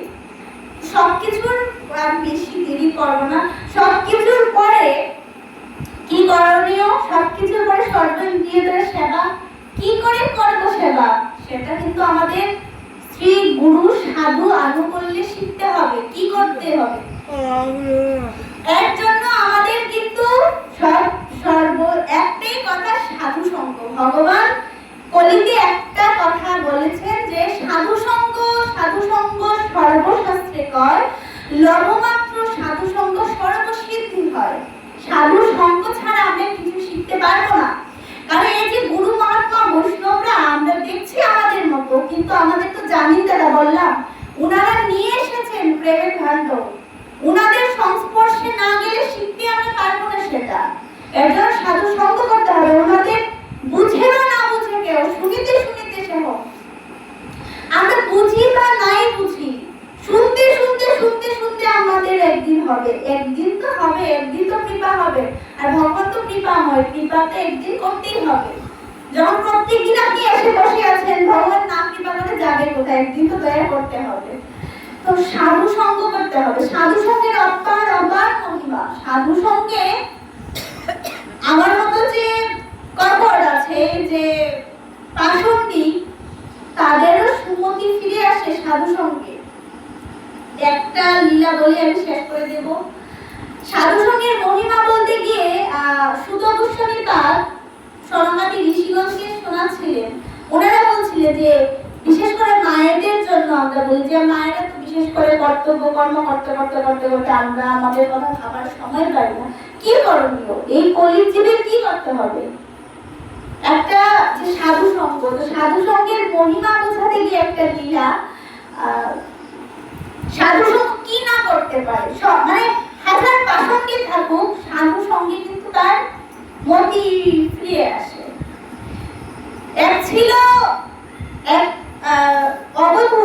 অবধূত খুব কম বয়সে এক ছেলে, ওনার গুরু কৃপা হয়েছে, সদ্গুরু চরণাশ্রয় করে উনি জেনেছেন যে সংসারের আসলে সার বলতে কিছু নাই। তো উনি জেনে খুব মালা তিলক শিখা রেখে উনি আর ভগবান ভজন করতে করতে করতে এক সময় আর বাহ্যিকতা ওনার ভালো লাগেনি, উনি একটা বনে জঙ্গলের মধ্যে গিয়ে একটা ঝুপড়ি বলেন, বৃন্দাবনে গেলে আপনারা দেখতে পাবেন ঝুপড়ি, কুটিয়া, বাবাদের কুটিয়া থাকে সাধুদের, তো ঝুপড়ি করে উনি বাস করছেন। তো পাশে ছিল একটা গুহা, গুহাটা ছিল সবথেকে ভয়ঙ্কর ডাকাতদের গুহা। ডাকাতের দল এখানে এসে ওনাদের পরিকল্পনা করতো কোথায় যাবে, মানে এটা আস্তানা বলে, ডাকাতের আস্তানা। তো ডাকাত 13 জন ছিল ডাকাত। ডাকাতরা একদিন, আমি সরকার করছি, একদিন ডাকাতরা কি করছে, বসে বসে ইয়ে করছে, এখন দেখছে যে ওদের আবার ভাগ আছে, কে ঘরে কি বলবে জানি, কি করে কাগজে শিং খুঁড়ে, আচ্ছা এটা করবে, কে মালপত্র গুছাবে, কে হচ্ছে, সব ভাগ করা আছে। তো একদিন ওদের ডাকাতের একটা সদস্য, 13 নম্বর সদস্যটা আসে না। তো সর্দার বলছে যে 13 নম্বর সদস্য আসে নাই আজকে, তাহলে তো আমরা যেতে পারবো না, কারণ সবার তো ডিপার্টমেন্ট আলাদা আলাদা হচ্ছে, তো যেতে পারবো না।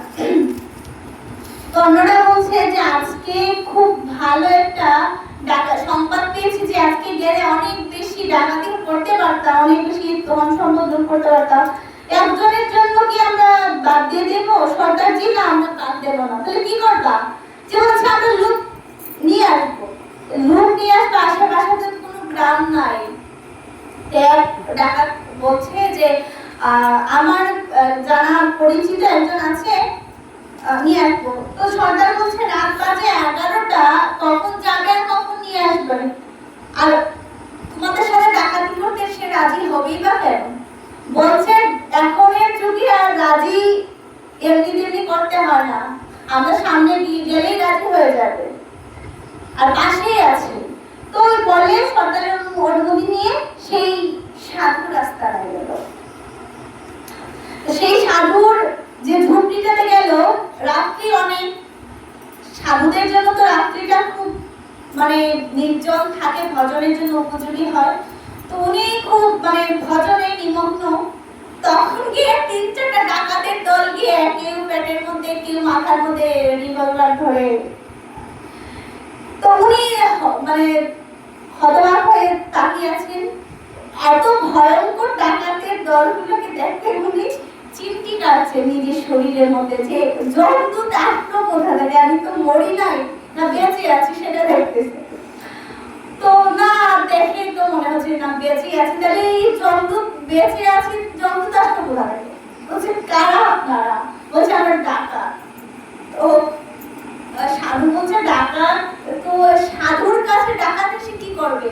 ছেঁড়া কাটা নেড়া মাথা, আমাদের তো কিছুই নাই, একটা ছেঁড়া কাটা আর মাটির কলসি আর নারকেলের ফুলি ছাড়া আর কিছুই পাবে না, এখানে কি নিতে আসছো?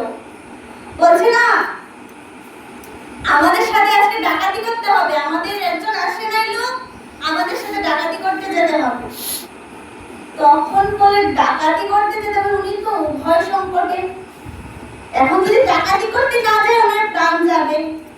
তো উনি মনে মনে গুরুদেবকে স্মরণ করে বলছেন, হে গুরুদেব, অন্যের ধন সম্পদ লুট করার মতো অপরাধ করতে যাব, আর যদি না যাই তাহলে তো আমাকে মেরে ফেলবে, এত মাত্র আমার ভজন জীবনটা শুরু হয়েছিল, এইভাবে অকালে মৃত্যু, তাও এইগুলার হাতে মৃত্যু, কি করব? তো সাধুরা তো খুব দয়ার পাত্র হয়, হৃদয়ে গলিত হয়। তো ওনার হৃদয়টা, উনি ভাবছেন যে আহারে ডাকাতদেরকে দেখুন ওনার দয়া হচ্ছে, যে ডাকাত যেখানে ভগবান বলেছেন যে যুবক সেবন তহম মহম, ভক্ত যদি অনন্য চিন্তন হয়, এই ভক্তের যুগ হচ্ছে ভগবান নিচে গ্রহণ করেন। সেই ডাকাতগুলো কি করছে? ভগবানকে ভুলে এই ডাকাতি করছে, আমাদের ধন সম্পদ লুট করছে। তো যদি গুরুদেব তুমি আমাকে এমন কৃপা করো যে আমি ডাকাতগুলোকে না আমি পথে নিয়ে আসবো। উনি মনে মনে ওই ডাকাতটা খেলাচ্ছে, কি রে যাবি না? বলছে দাঁড়াও আমাকে একটু ভাবতে দাও।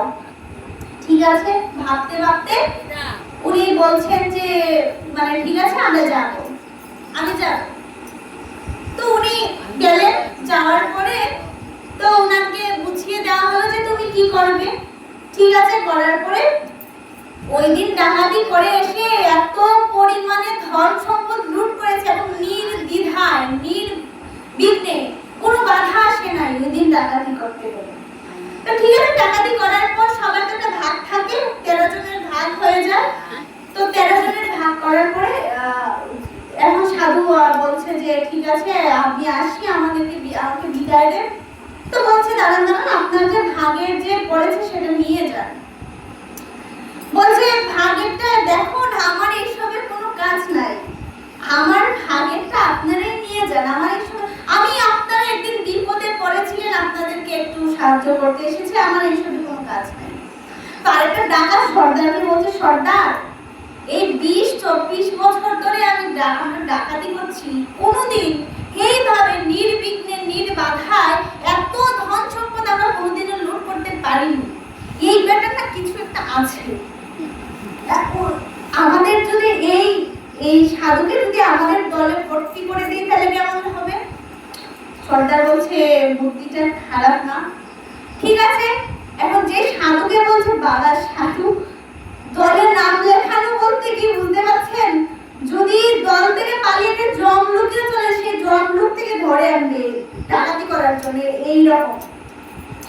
তো সাধু ভাবছে যে হে রাধে, গুরুদেব আমি কি পরিমাণ বিপদে আজকে পড়লাম। উনি মনে মনে স্মরণ করে একটা বুদ্ধি করলেন, বললেন যে ঠিক আছে শোনো ভাই, তোমাদের সাথে আমি ঠিক আছে আমি ডাকাতি করব, কিন্তু হচ্ছে তোমাদের সাথে আমি 29 দিন ডাকাতি করব, মাসে 29 দিন ডাকাতি করব, বাকি একদিন তোমরা আমাকে দিবে, আমি যা বলবো তোমরা তাই করতে হবে। ঠিক আছে, আরে একদিনই তো ব্যাপার, কি আর করবে? বলবে তোমরা আজকে ডাকাতি করো না, এইটাই তো বলবে, সাধু আর কি করবে।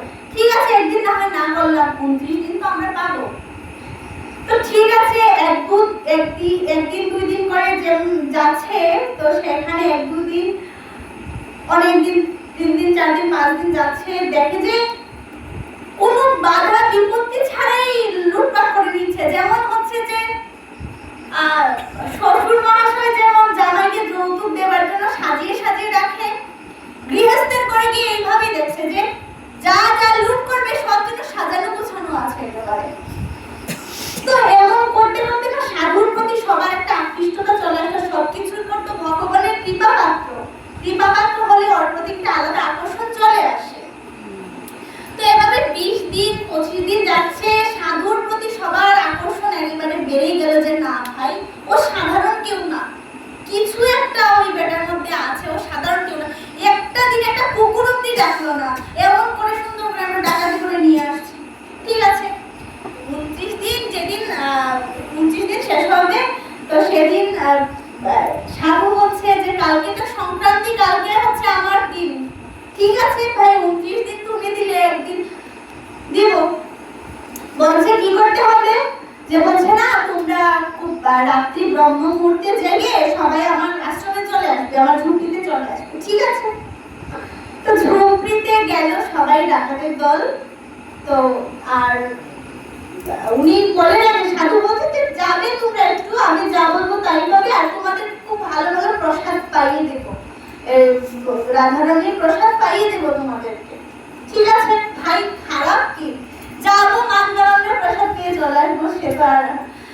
তো সকাল সকাল চলে গেছে সবাই।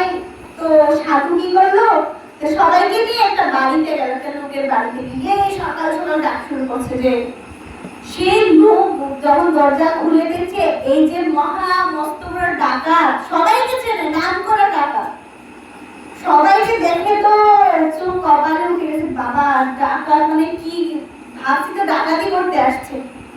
সাধু বলছে, এই ভয় পাচ্ছ কেন, আমাকে দেখতে পাচ্ছ না, কিছু হবে না, তাড়াতাড়ি তোমার জিনিসপত্র নিয়ে এসো। সেই লোক কে? সেই লোক হচ্ছে নাপিতের বাড়ি গেছে। নাপিতের বাড়ি কি করতে হবে, যেন তাড়াতাড়ি ওই সব ডাকাতের মস্তক মুন্ডন করে শিখা রেখে দাও। তো হচ্ছে সর্দারকে বলছে ডাকাত, সর্দার মা করেনি, বাপ করেনি, এখনই মস্তক মুন্ডন করে ফেলতো।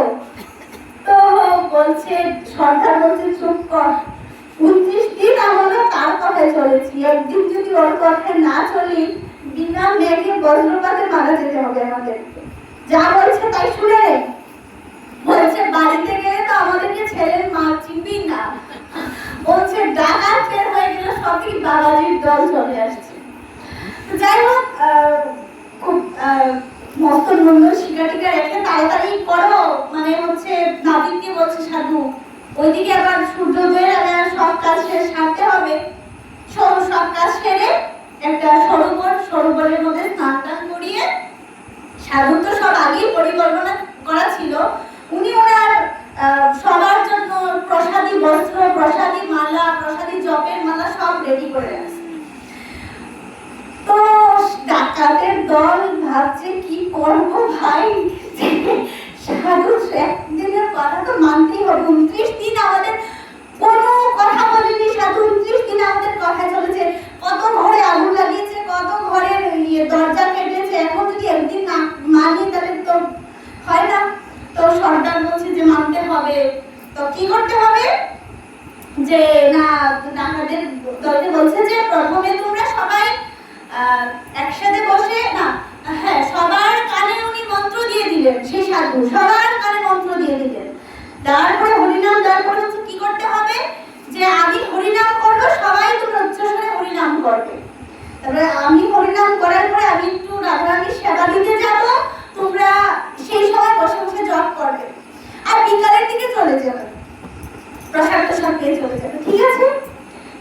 এখন সাধু মাঝখানে বসলেন, সব ডাকাত দলকে ঘিরে, মানে সব ডাকাত দল এর মাঝে সাধু বসলেন। তো উনি হরিনাম করছেন উচ্চস্বরে, হরে কৃষ্ণ কৃষ্ণ কৃষ্ণ হরে হরে, হরে রাম রাম রাম হরে হরে, সবাই হরিনাম করছে। তো ডাকাতের দলের কি ছিল, পাপ ছিল, হাজার হাজার পাপ ছিল, অপরাধ ছিল না। তো অপরাধ না থাকার কারণে আমরা যে এত তো হরিনাম করি, আমাদের প্রেম উদয় হয় না কেন জানেন? পাপের সাথে আমরা অপরাধ করি, অনেক নাম অপরাধ, সেবা অপরাধ, অনেক অপরাধ করে ফেলি।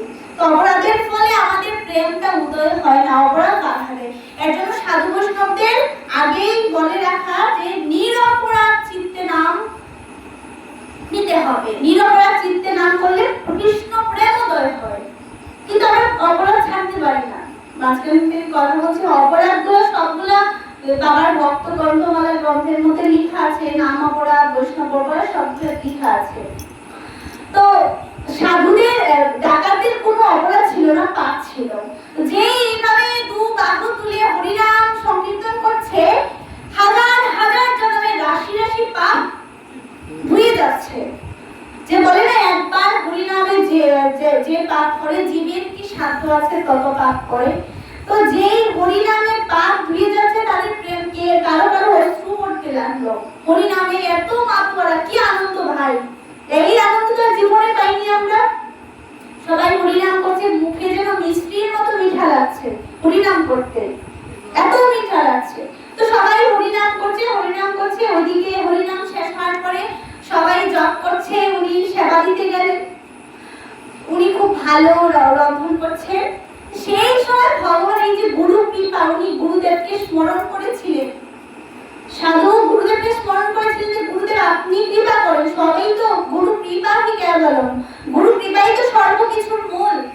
গুরু কৃপা এমন, দেখেন ওই রাজ্যের যে সম্রাট ছিলেন, সেই সম্রাট খুবই বৈষ্ণব সেবা করেন ছিলেন। উনি এমন ছিলেন, প্রত্যেকদিন ঘুম থেকে উঠে স্নান করে বৈষ্ণবদেরকে সেবা করে, বৈষ্ণবের চরণ ধুয়ে, বৈষ্ণবের চরণামৃত পান করার পরে অন্য কিছু উনি আহার করতেন, এরা কেন প্রত্যেকদিন এরকম চলতো।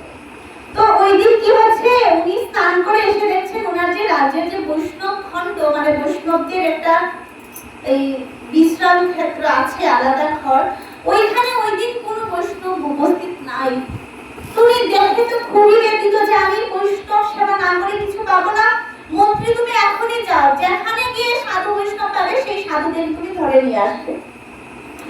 তুমি গেলেন, গিয়ে যেতে যেতে যেতে যেতে ওই বনের পাশ দিয়ে তখন যাচ্ছিলেন, দেখেন যে বা অনেক সাধু বৈষ্ণব বসে আছে। তো উনি গিয়ে করজোড়ে বলছেন যে আজকে রাজ দরবার থেকে আপনাদের নিমন্ত্রণ এসেছে, আপনাদের একটু রাজ দরবারে যেতে হবে, রাজা একটু বৈষ্ণব সেবা করবেন। এখন ডাকাত তো সবকিছু করে দেশ নিয়েছে, মূলত তো বিকটটা ডাকাত। উনি কানে কানে সর্দারকে বলছেন যে সর্দার বলছে কি আমরা ডাকাত, এখানে গেলে যদি রাজা চিনতে পারে কারাগারে ঢুকাবে এক একটা। তোমার সরকার কথা চুপ কর। তো সাধু আসছে, সাধু আসার পরে বলছে যে আমরা যাব, ঠিক আছে মহাশয় আমরা যাব, কিন্তু আমরা থাকবো না, আমরা চলে আসবো। ঠিক আছে আপনারা আগে চলুন। তো সেইভাবে নয়, ওনাদেরকে নেওয়ার জন্য কি হচ্ছে দেখুন, এক একটা স্বর্ণতুলা, স্বর্ণতুলা বুঝেন, স্বর্ণের পালকি, এই 13 জন আর হচ্ছে 13 জনই তো সাধু মিলিয়ে 13 জন, 13টা স্বর্ণের পালকি নিয়ে আসা হয়েছে রাজ দরবার থেকে। তারপর হচ্ছে প্রথমে ব্রাহ্মণগণ, বৈদিক ব্রাহ্মণগণ, তারপরে সংকীর্তনের দল। প্রথমে ব্রাহ্মণগণ মন্ত্র উচ্চারণ করতে করতে যাচ্ছে, তারপর সংকীর্তনের দল হরিনাম সংকীর্তন করতে করতে যাচ্ছে, আর এক একজন বৈষ্ণবকে এক একটা স্বর্ণের পালকিতে চড়িয়ে নিয়ে যাওয়া হচ্ছে। বৈষ্ণবের নিমন্ত্রণ বলে কথা রাজ দরবারে তো নিয়ে যাচ্ছে। স্বর্ণের পালকি দেখে রাজা ডাকাতরা ভাবছে সর্দারকে তো বলে সর্দার আমরা যাচ্ছি কোথায়, আমরা তো ডাকাত, এই সাধুরা আমাদেরকে কি করবে, আমরা না হয় কারাগারে ঢুকবো, আমরা যাচ্ছি না। সর্দার বলছে এই এক চিলকে স্বর্ণ চুরি করার জন্য কত মায়ের কান কেটেছিস, গলা কেটেছিস, এখন স্বর্ণের সাধু সঙ্গ করেছিস, স্বর্ণের পালকিতে বসে যাচ্ছিস, চুপ কর, যেখানে নিয়ে যাচ্ছে সেখানে যা। স্বর্ণের পালকিতে হরিনাম সংকীর্তন বৈদিক মন্ত্র উচ্চারণ করতে করতে বৈষ্ণবদেরকে আপ্যায়ন করা হচ্ছে। রাজ দরবারে রাজা মহারানী দাঁড়িয়ে আছেন, সবাইকে এক একটা স্বর্ণের আসন সিংহাসনে বসালেন, সব বৈষ্ণবদেরকে। আর বৈষ্ণবই তো বলতে হবে, এখন তো ডাকাত নেই ওরা, বৈষ্ণবকে এক একটা আসনে বসালেন। বসিয়ে রাজা নিচে এসে এই বৈষ্ণবের চরণ ধোয়াচ্ছেন, আর মহারানী নিজের কেশ দিয়ে সেই বৈষ্ণবের চরণ মুছিয়ে দিচ্ছে। সে দেখে এক একটা ডাকাত হাও মাও করে কাঁদতে শুরু করলো যে আজকে কি ছিলাম আর আমরা কোথায় এলাম, ছিলাম একটা ডাকাত, আর আজকে কি হলো সাধু, একদিন বেশি না 29 দিন তাদের কথা চলেছে, আর একদিন সাধুর কথা। একদিন যদি সাধুর কথা শোনাকে এইভাবে আপ্যায়ন পাই ভাই, তাহলে আমাদের আর ডাকাতি করে কি হবে। তো ডাকাতি মহারানী নিজের কেশ দিয়ে চরণ মুছে দিয়ে খুব সেবা করেছেন, খুব সেবা করেছেন। বিদায়ের সময় সবাইকে এক একটা হাতির মধ্যে যত পরিমাণ স্বর্ণালঙ্কার যা ধরে মণিমাণিক্য সব বৈষ্ণবকে বৈষ্ণব প্রণামী দিয়ে দিচ্ছে। সেই ডাকাতরা ভাবছে, সবার তো পাপ রাশি ধুয়ে গেছে, সবাই এখন পরম বৈষ্ণব, সবাই ভাবছে একদিন সাধু সঙ্গ করাতে যদি এই ঘটনা হয়, আমরা যদি সারা জীবন এই সাধু সঙ্গ করি কি না হবে আমাদের। তো রাজা মহাশয় বিদায় তো দিচ্ছেন, কাঁদতে কাঁদতে, বৈষ্ণবের বিদায় তো দেওয়া যায় না, কাঁদতে কাঁদতে বলছেন যে হে বৈষ্ণবগণ, হে বৈষ্ণব ঠাকুর, আপনারা আবার আমার গৃহে আসবেন, আবার সেবা দিতে আমি ইচ্ছুক, আবার সবাই আসবেন বলে বিদায় দিলেন। এটা হচ্ছে সাধু সঙ্গের মহিমা। সাধু সঙ্গ সর্বশাস্ত্রে কয়, লভমাত্র সাধু সঙ্গ সর্বসিদ্ধি হয়। যাই হোক, আজকে কত কথা আপনাদের সাথে বলে ফেললাম, কত স্পর্ধা দেখিয়ে কত উপদেশ করে ফেলেছি। যদি না অবশ্যই আমার ভুল আছে, স্পর্ধা দেখালাম, আপনাদের সামনে উপদেশ করার সত্যি কোনো যোগ্যতা নেই। শ্রী গুরু মহারাজের সামনে বসে বেশাসনে বসে কথা, সব রাধারানীর ইচ্ছা, গুরুদেবের আজ্ঞা। সবাই নিজ মনে আমাকে ক্ষমা করবেন, নিজ মনে দয়া করবেন, আর কৃপা রাখবেন সবাই, যাতে আপনাদের চরণ সান্নিধ্যে থাকতে পারি সবসময়, আপনাদের মতো মহতের সঙ্গ লাভ করতে পারি, আপনাদের কাছে সেবা শিখতে পারি। সবাই একজন সেবা করেন, খুব ভালো লাগে এখানে। সারাদিন যে এখানে তো সেবাই চলে, সেবা কার্যে চলে, সেবা ছাড়া কোনো কথা নাই, সেবা কার্য চলে। এই করব সেই করব, কি হবে দুনিয়াতে, কখন কি রূপ হবে, কি রেডি হবে, কি না, সারাদিন সেই চলতে থাকে। এটাই তো আমাদের আসল কর্তব্য। কি করব? সেবা, সেবাই আসল। জগতে আমরা সেবা প্রশিক্ষণের জন্যই আসা। তো এখানে আজকে শ্রীমৎ কথা, শ্রী ভাগবত কথা, শ্রী হরি কথা বিশ্রাম নিলাম, আপনাদের চরণে রাখবেন।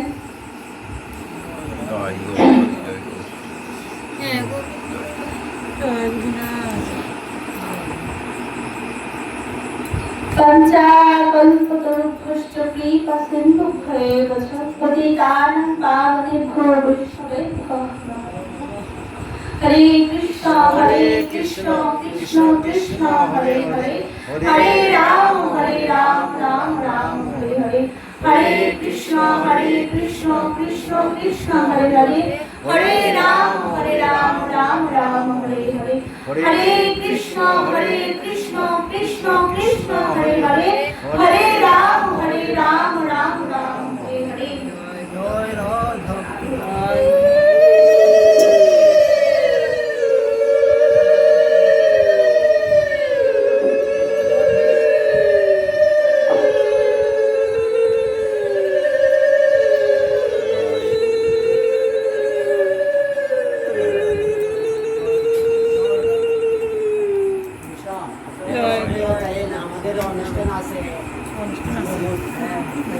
আপনারা সবাই নিমন্ত্রণ 20 তারিখ মদনমোহন আপনার গুরুবি আপনাদের মানে রামকৃষ্ণায় বা তিনি আপনারা সবাই। আমি সুরভ প্রভুলোকে থাকি, রামকৃষ্ণ লোকে থাকি, আমার এইটুকু ভাবেন।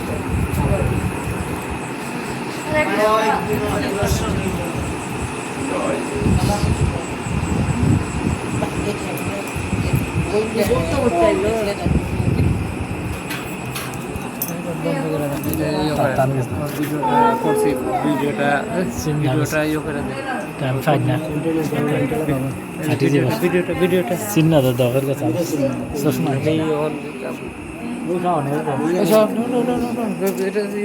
আমি বন্ধ করতাম পারছি না।